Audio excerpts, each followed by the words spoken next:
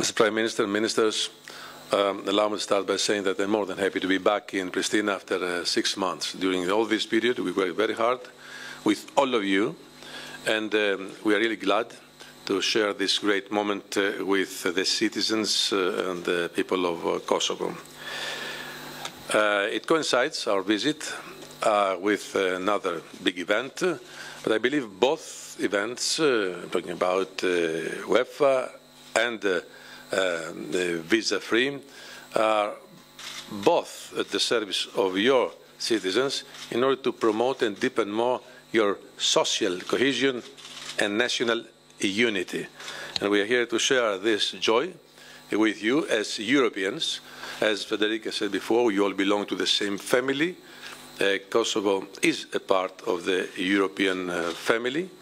And from the moment this door has opened, I'm sure it's not far away the day that we're going to enjoy together even more positive results in the field of coming closer to each other.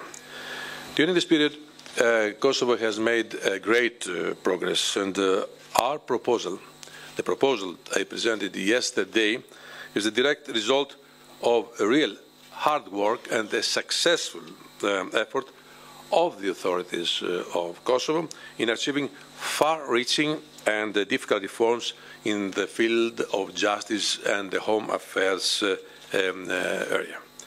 These reforms, as you understand, are very important, not only for the visa dialogue, it's not only for that, but also for the strengthening of the law, of the rule of law, for the internal security of Kosovo, and the good functioning of the judicial system here. Their continuous implementation will be beneficial on the long term. Our progress report confirms that Kosovo has met all the requirements of a visa liberalization roadmap, on the understanding, of course, that by the day of adoption of this proposal by the European Parliament and the Council, Kosovo will have ratified the border agreement with Montenegro and strengthened its track record in the fight against corruption and organized crime. I know that the authorities of Kosovo are very committed to further fulfilling these benchmarks before adoption of this proposal. And the Commission is there, as was the case before, to support them in that process. Visa liberalization will facilitate people-to-people contacts and strengthen business, social, and cultural ties between the European Union and Kosovo. And I hope that the European Parliament and the Council will adopt our proposal very soon, and I look forward to further collaborating with the authorities of Kosovo. I know also how important this visa-free travel is for the people of Kosovo.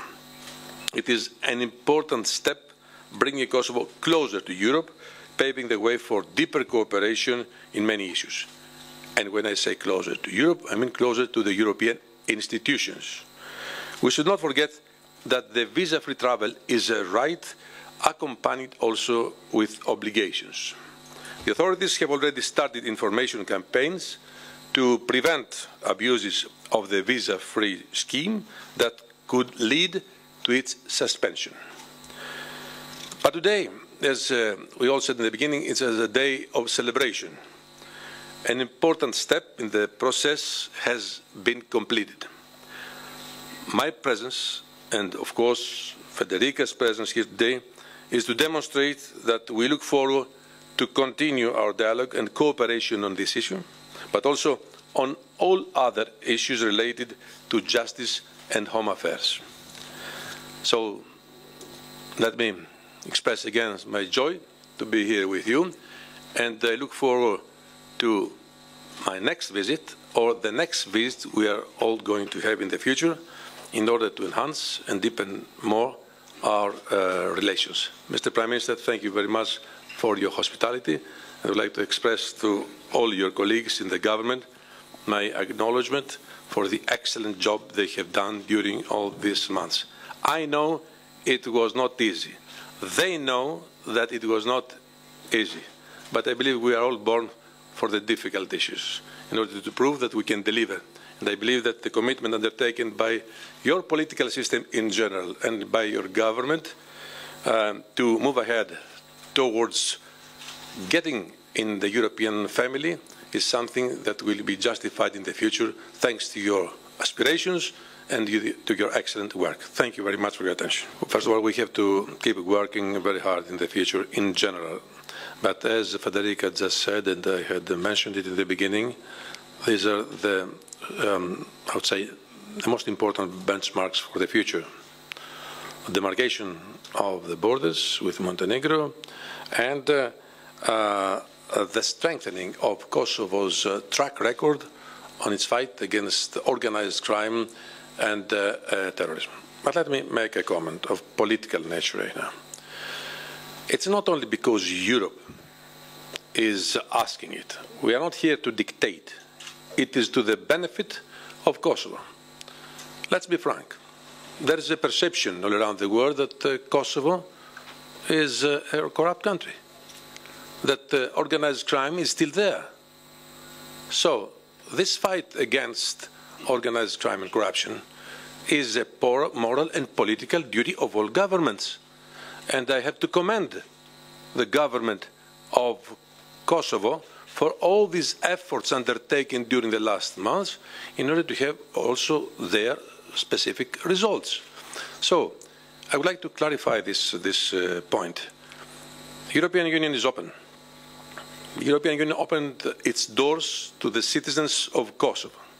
But on the other hand, the European Union is here to help the authorities of Kosovo to give an end to something that could be qualified even as a stigma. It's not fair for the citizens of Kosovo, for the country, and for the government. So let's work hand in hand in order to finish once and forever with something that it is to the detriment of the image of this country. It has to do also with social cohesion and, of course, something which is related directly with the rule of law. And I come back to what I said before. I have to praise openly and in public the authorities of Kosovo for the excellent job they have done so far. I know it was not easy.